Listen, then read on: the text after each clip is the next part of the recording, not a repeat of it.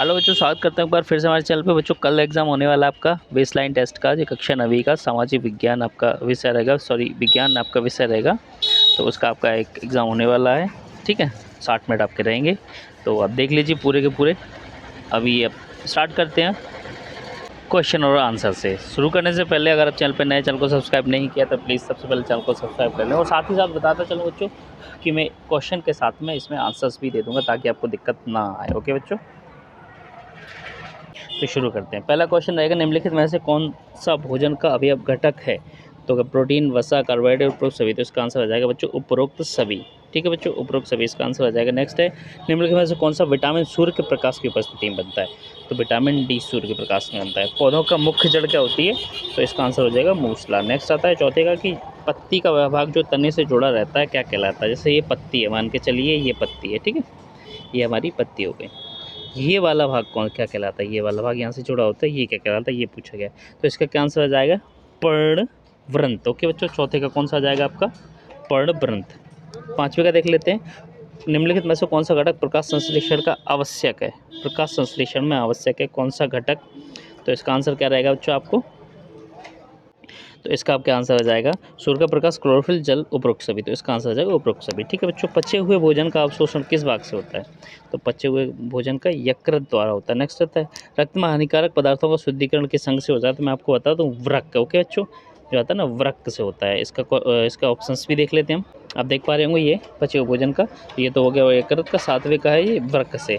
मानव शरीर का सामान्य ताप 37 डिग्री।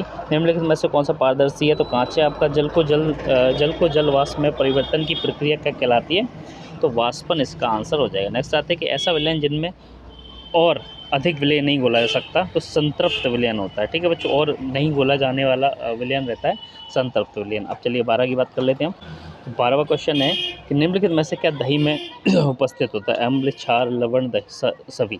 अगर दही खट्टा है, कोई भी खट्टी चीज़, उसमें क्या होता है? अम्ल पाया जाता है। ओके बच्चों, तो इसका आंसर है अम्ल। ठीक है, चलिए आगे बढ़ते हैं, देखते हैं नेक्स्ट क्वेश्चन की बात कर लें 13 की। तो निम्नलिखित में से कौन सा रसायन चींटी के डंक में उपस्थित होता है? तो चींटी के डंक में ऑप्शन के हिसाब से फॉर्मिक अम्ल होता है, इसका आंसर है। नेक्स्ट है, निम्नलिखित में से कौन सा बेकिंग सोडा का रासायनिक नाम है? तो बेकिंग सोडा का रासायनिक नाम है सोडियम हाइड्रोकार्बोनेट। ठीक है, क्या है बच्चों? Sodium hydrocarbonate. नेक्स्ट आते हैं, विद्युत घंटी कार्य करती है। विद्युत घंटी काय प्रकार करती है? तो विद्युत घंटी कार्य करती है, इसका आंसर विद्युत धारा के चुंबकीय प्रभाव पर। ठीक है बच्चों, 16 की देख लेते हैं, अंतरिक्ष में स्पेसशिप में किसी पानी से भरे गिलास को उल्टा करने पर क्या होगा? तो पानी बुलबुलों के रूप में तैरता रहेगा, क्योंकि उसमें वायु नहीं होती है, हवा नहीं होती है, ऑक्सीजन नहीं होता है, तो वायु जो जल है वो नीचे नहीं गिरेगा और हवा में तैरता रहेगा। नेक्स्ट एक, सूर्य से हम तक ऊष्मा किस प्रकार पहुंचती है? तो इसका आंसर हो जाएगा विकिरण का। ठीक है बच्चों, चलिए नेक्स्ट क्वेश्चन देख लेते हैं। 18वां क्वेश्चन है कि 50 डिग्री तक गर्म लोहे की कील को 50 डिग्री के जल में डुबोया जाता है, तो इस क्रिया में उस ऊष्मा पर क्या प्रभाव पड़ेगा? ऊष्मा कील से जल की ओर प्रवाहित होगी, ऊष्मा जल से कील की प्रवाहित होगी, या फिर ऊष्मा जल की ओर होगी या जल से होगी, या दोनों प्रवाहित नहीं होंगी, दोनों गर्म हो जाएंगे। अब मैं आपको बताता हूँ थोड़ा सा एक्सप्लेन करके बच्चों। ये मान के चलिए आपकी कील है, ठीक है, ये आपकी कील हो गई, 50 डिग्री है, वहीं पे आपका 50 डिग्री क्या पानी है, ठीक है, वाटर, पानी है। अब दोनों बराबर ही मात्रा में, तो चाहे कील को इसमें डालो या फिर कील के ऊपर पानी डालो, क्या कोई परिवर्तन आएगा? बिल्कुल नहीं आएगा, बिल्कुल भी नहीं आएगा। तो इसका आंसर क्या हो जाएगा आपका बच्चों? तो प्रवाहित क्या होगा? दोनों ओर प्रभावित नहीं होगी। ओके बच्चों, चलिए नेक्स्ट बढ़ते हैं हम। निम्नलिखित में से कौन सा कथन सत्य है? आपको सत्य ढूंढना है कि समय का मूल मात्रक मिनट है, प्रत्येक वस्तु नियत चाल से चलती है, दो शहरों के बीच की दूरी किलोमीटर में मापी जाती है, फिर दिए गए सरल दोलक का वर्त होता है। तो आपको क्या लग रहा है कि दो शहरों के बीच की दूरी किलोमीटर में मापी जाती है? जैसे मान के चलो, मुंबई से अगर दिल्ली जाना है तो किलोमीटर के हिसाब से ही बताएंगे, ना कि मीटर के हिसाब से। मीटर के हिसाब से बहुत ज़्यादा हो जाएगा, इसीलिए किलोमीटर या माइल्स के हिसाब से मापे जाते हैं। तो माइल्स इंडिया में चलता नहीं है, मील, माइल्स ज़्यादातर उधर चलता है, वेस्टर्न कंट्रीज़ में। अपने यहाँ चलता है किलोमीटर, तो किलोमीटर के हिसाब से मापी जाती है। तो चलिए, और अब देखते हैं हम, अब आ चुके हैं हम कहाँ पे नेक्स्ट वाले पे। निम्नलिखित में से कौन सी वस्तु डूब जाएगी? रेजर ब्लेड, स्टील की कटोरी, एल्यूमिनियम की पन्नी, या फिर ज़्यादा नमक घुले जल में अंडा। तो आपको क्या लगता है? मेरे हिसाब से मैं आपको बता देता हूँ कि रेज़र ब्लेड ज़रूर डूब जाएगी। ठीक है बच्चों। अब हम पार्ट बी की बात कर लेते हैं, 21वीं की। ठीक है बच्चों। तो पार्ट बी में पहला क्वेश्चन है कि मलेरिया रोग किसके द्वारा फैलता है, किसके द्वारा फैलता है, तो मच्छर के द्वारा फैलता है। नेक्स्ट, निम्नलिखित में से कौन सा असंचरणीय रोग का उदाहरण। असंचरणीय का मतलब फैला, मतलब जिससे फैला ना जा सके, जो फैलता ना हो। ठीक है, फैलता ना हो। तो विषाणु, वायरस फैलता है, जीवाणु फैलते हैं, उपरोक्त सभी। तो इन दोनों के, और ये वाला सॉरी माफ़ी चाहूँगा, अपना नीचे आना था। हैज़ा फैलता है, सर्दी जुकाम फैलता है, क्षय रोग मतलब टीबी भी फैलती है। ठीक है, तो इसका मतलब क्या है, कैंसर। कैंसर एक ऐसी चीज़ है जो फैलती नहीं है। ठीक है बच्चों, चलिए देख लेते हैं 23वां की पौधों तथा जंतुओं को कहाँ पर संरक्षण प्रदान किया जाता है। राष्ट्रीय उद्यान, अभ्यारण्य, जैव मंडलों या उपरोक्त सभी। तो इसका आंसर आ जाएगा उपरोक्त सभी। नेक्स्ट आते हैं माता पिता संतानों में अनुवांशिक लक्षणों का स्थानांतरण जीन के द्वारा होता है। नेक्स्ट है पादप कोशिकाएं जंतु कोशिका से किस प्रकार भिन्न है। तो इसका आंसर क्या जाएगा, इसमें सिर्फ कोशिका भित्ति पाई जाती है। ठीक है बच्चों, क्या पाई जाती है बच्चों, कोशिका भित्ति पाई जाती है सिर्फ, इसलिए ये भिन्न है। नेक्स्ट है शुक्राणु तथा अंडाणु का संलयन कहलाता है निषेचन। शुक्राणु कहाँ पाया जाता है बच्चों, शुक्राणु कहाँ होता है, मेल में या मादा में। ठीक है, सॉरी मेल में या नर में। ठीक है, और अंडाणु कहाँ पाया जाता है, फीमेल या फिर मादा में।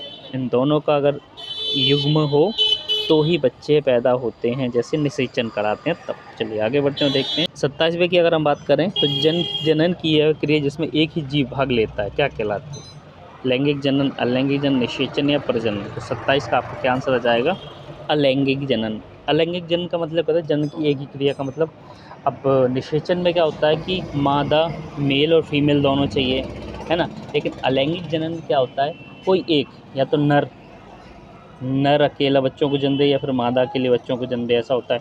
नर की बात करें ना तो पानी वाला जो घोड़ा होता है ना, जिसको कुछ और नाम बोलते हैं, मैं नाम भूल गया, वो थोड़ा अलग सा दिखता है, वो नर रहता है, खुद ही बच्चे को जन्म देता है, पेट में भी रखता है, वो कुछ ऐसा करके बनता है ना, ऐसे पंख भी होते हैं उसके, आप देख लेना एक बार। ठीक है, चलिए आगे बढ़ते हैं और नेक्स्ट क्वेश्चन देखते हैं कि थायराइड ग्रंथि मानव शरीर में कहाँ पर स्थित होती है। तो ये इसका आंसर हो जाएगा गर्दन। नेक्स्ट है ग्रीन हाउस गैसें कौन सी होती हैं, methane, nitrogen dioxide, carbon dioxide या उपरोक्त सभी। तो इसका आंसर उपरोक्त सभी होगा। जल के शुद्धिकरण के लिए उसमें क्या मिलाया जाता है, methane, ammonia, chlorine, carbon dioxide, अब अमोनिया। तो इसका आंसर आपका आ जाएगा क्लोरीन मिलाया जाता है। चलिए आगे बढ़ते हैं और देखते हैं नेक्स्ट क्वेश्चन। आपका नेक्स्ट क्वेश्चन है कि धातुओं में कौन सा गुण पाया जाता है, अर्थात बर्धनी, तन्य, विद्युत व ऊष्मा का सुचालक, उपरोक्त सभी। तो इसका आंसर आ जाएगा उपरोक्त सभी। अर्थात बर्धनी मतलब मारपीट के, खींचना, इधर उधर करना, खींच के लंबी चौड़ी कर देना। तन्यता भी खींच के सकोड़ना और घुमाना फिराने। फिर विद्युत ऊष्मा के सुचालक भी होती हैं। ठीक है, धातुएं। तो इसका आंसर हो जाएगा उपरोक्त सभी। नेक्स्ट आते हैं CuSO4 प्लस Zn और ZnSO4 प्लस Cu समीकरण किस क्रिया को दर्शाता है। तो 32वें का आपका क्या आंसर आ जाएगा बच्चों, विस्थापन क्रिया को दर्शाता है। ठीक है, नेक्स्ट है निम्नलिखित में से कौन सा अक्षय प्राकृतिक संसाधन है, अक्षय प्राकृतिक संसाधन कौन सा है। 32 वाले की बात करता हूँ, तो माफ़ी चाहूँ, हाँ 32 वाले की बात कर रहा हूँ। तो इसका थोड़ा सा क्या हो गया, 33-32 गड़बड़ हो गया, तो ये 33 मान के चलो, 32 की नहीं, ये 33 वाला है। ठीक है, 33 का आंसर क्या जाएगा, द। ठीक है बच्चों, क्या जाएगा, सूर्य का प्रकाश, अर्थात कभी नहीं ख़त्म होने वाला है।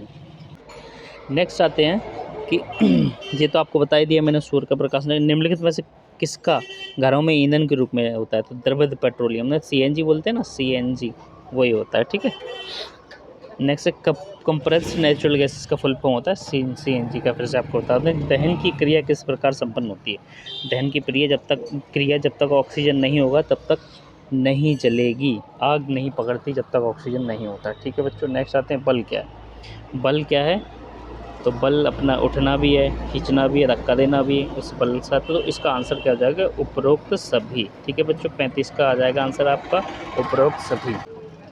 यहाँ पे उपरोक्त सभी लगा देंगे। नेक्स्ट आते हैं बच्चों, थोड़ा सा जूम कर लेता हूँ। अब 36 की अगर हम बात करें बच्चों, निम्नलिखित में से कौन सा क्रियाकलाप नेट बल द्वारा संभावित नहीं है। नेट बल द्वारा संभावित नहीं है, कौन सा वाला नहीं है। तो इसका आंसर आपका क्या जाएगा, 36 का आ जाएगा। किसी गतिशील कार की क्या है, गतिशील कार की दिशा बदलना। बहुत तेज़ चली आ रही है उसकी दिशा बदली नहीं जा सकती एकदम से। अगर आप ब्रेक लगाओगे तो आपको रोकना पड़ेगा, या फिर आप मोड़ोगे ना तो वो गिर जाएगी या इधर उधर होकर टूट जाएगी। नेक्स्ट है घर्षण बल की दिशा होती है, तो इसका आंसर गति के विपरीत दिशा में। अगर मान के चलो ये कोई पत्थर है जिसको मैं एक रस्सी से खींच रहा हूँ और पत्थर के जस्ट नीचे एक प्लेट लगी हुई है, प्लेट रखी है, इसको मैं खींचूंगा तो इस पे घर्षण बल लगेगा, इस पे, क्योंकि उल्टी विपरीत, ये इधर स्थिर है, ये अपन खींच रहे हैं यहाँ पे, तो इसके बीच में जो लगने वाला बल है वो घर्षण बल कहलाता है, वो लगेगा। ठीक है बच्चों, चलिए आते हैं कि निम्नलिखित में से कौन सा संपर्क बल का उदाहरण है। तो संपर्क बल का उदाहरण कौन सा? पेशीय बल। ठीक है। 39 की बात करें, निम्नलिखित में से किसे घर्षण द्वारा आसानी से आवेशित नहीं किया जा सकता, तो इसका आंसर हो जाएगा प्लास्टिक का पैमाना। किया जाएगा बच्चों प्लास्टिक का पैमाना। और हम 40 की बात करें, निम्नलिखित में कौन सा सही संबंध है। ठीक है, देख लेते क्वेश्चन। अब इसमें से आपको संबंध ज्ञात करना है। दाब बराबर बल इंटू क्षेत्रफल होता है क्या, या दाब बराबर बल बटे क्षेत्रफल होता है, तो इसका आंसर ये आ जाएगा। ठीक है, अगर अब तो आपका आंसर जो है वो मैंने आपको बता दिया है। वीडियो पसंद आई तो लाइक ज़रूर करें, साथ में चैनल को सब्सक्राइब ज़रूर कर दें, ये मेरी रिक्वेस्ट है बच्चों। मिलता हूँ अगली वीडियो में, धन्यवाद।